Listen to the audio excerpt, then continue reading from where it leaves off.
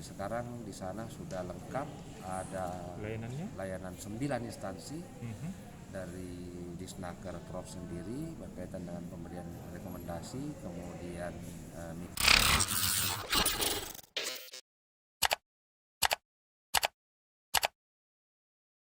mobilisasi tenaga, tetapi mereka sebenarnya merupakan pahlawan bagi kita. Kenapa? Sebab mereka bekerja di luar negeri, di mana hasil pekerjaan mereka kirim akan kembali ke Indonesia kepada keluarganya, tentu itu akan menambah devisa kita.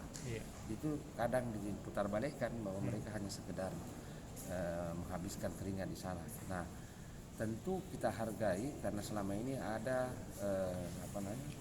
terlalu banyak prosedur yang mereka tempuh dengan di banyak tempat, sehingga pemerintah melalui Undang-Undang Nomor 18 Tahun 2017 terkait dengan perlindungan PMI itu memerintahkan untuk membentuk LTSA layan satu apa, di mana para pekerja itu dapat mengurus pada satu tempat.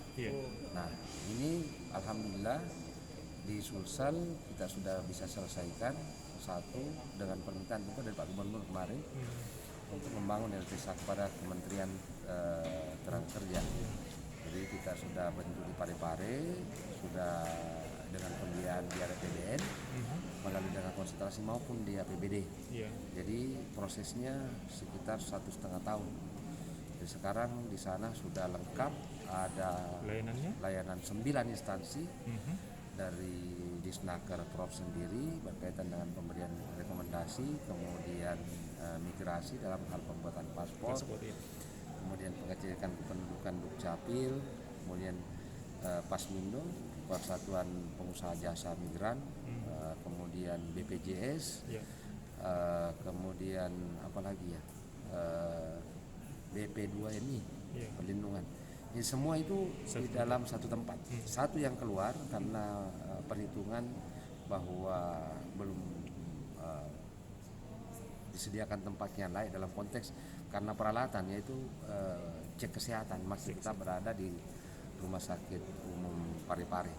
Jadi intinya dengan adanya pelaksanaan peresmian nanti oleh Pak Gubernur ini, otomatis semua proses layanan untuk pengiriman TKI ke luar negeri dalam konteks administrasi maupun paspor dan sebagainya itu berada di Parepare. Satu tempat saja. Kapan saja rencananya Pak?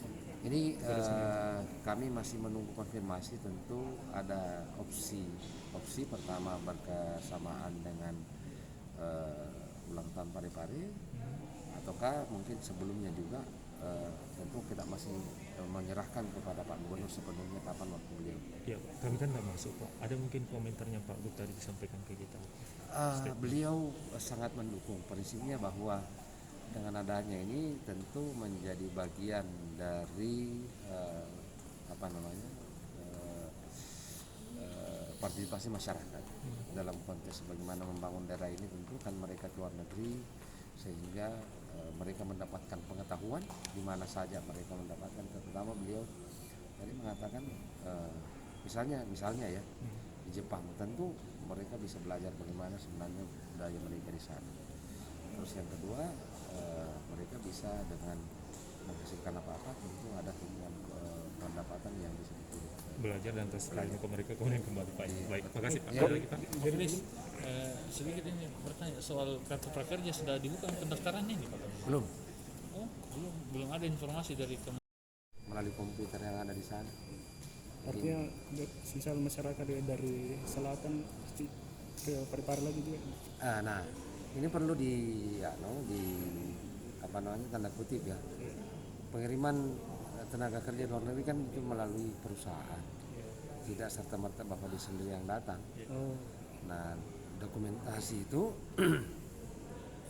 tentu dikumpulkan oleh para pengusaha atau jasa pengiriman ini ke sana. Jadi tenaga kerjanya hanya menyiapkan dokumennya, diverifikasi sana. Terus yang kedua, nanti juga ada pelatihan yang berkaitan apa sebenarnya subjek yang akan dia kerjakan di luar negeri, dilatih juga di sana di Parepare. Oh, jadi artinya tidak ada istilahnya mandiri untuk per orang untuk mengurus itu atau?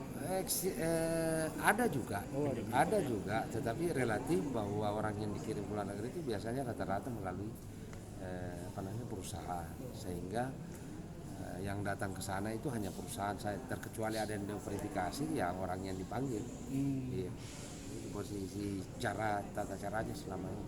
Kalau data 2020 TKI asal Sulsel berapa jumlahnya itu? Itu kalau kan hanya sampai bulan Maret itu, kalau saya tidak salah 26 informasi terakhir 26 TKI. Malah setelah Maret sudah kosong karena adanya penutupan pengiriman ke luar negeri. Sempat dibuka kemarin pada bulan Juli, kemudian ditutup lagi kembali, tapi pada saat pembukaan kembali itu sudah ada yang dikirim datanya tadi itu, tetapi mereka harus karantina selama 14 hari di negara tujuan. Gitu.